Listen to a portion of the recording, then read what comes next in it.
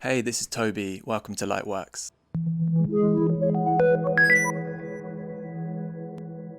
Welcome back to the second part of my Subway tutorial, where I'm looking at recreating a Blender Guru scene in Dreams and then turning it into a music visualization.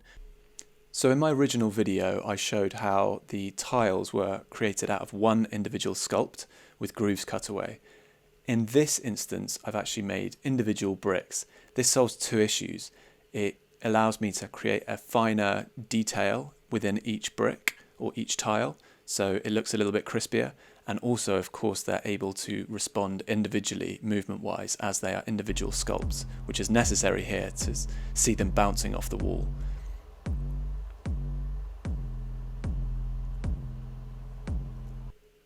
Next up, I made sure that the sound output from my timeline is associated with a keyframe. The keyframe is triggered every time the bass drum plays, and as a result we can see this one keyframe associated with the movement of all of the bricks in action.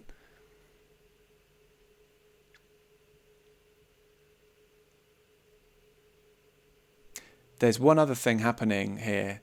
There is a signal generator which is attached to the slow power up movement of the keyframe, and this is just going to mean that every single time a tile comes off the wall it's not going to be exactly the same. We're going to get a slightly different amount of distance travelled per tile. This was copied across each tile and put it into a different location, which meant that the single keyframe would trigger each of these tiles at the same time.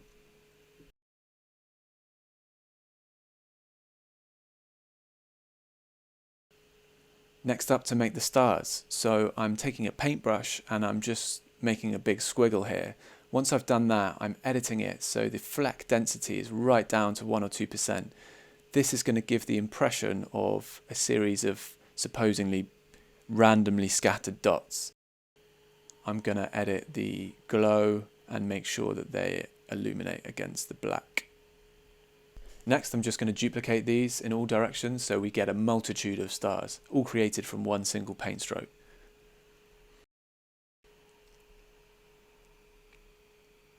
Next, I'm selecting my snare.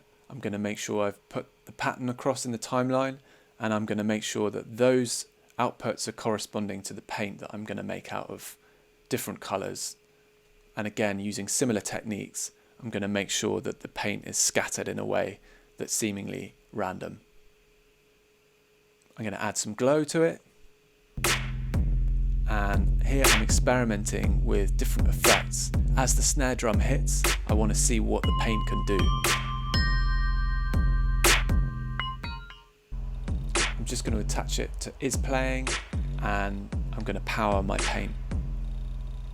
I'm adding a rotator here, so there's a subtle movement in the paint.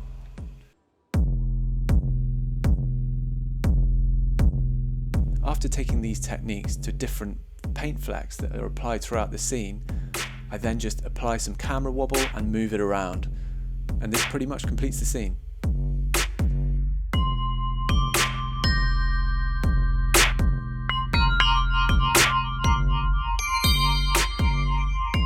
If you like this video, please like and subscribe. I'm going to be working on more musical visualizations within Dreams, working with timelines with environments that are created visually, and then triggering things musically and vice versa. See you next time.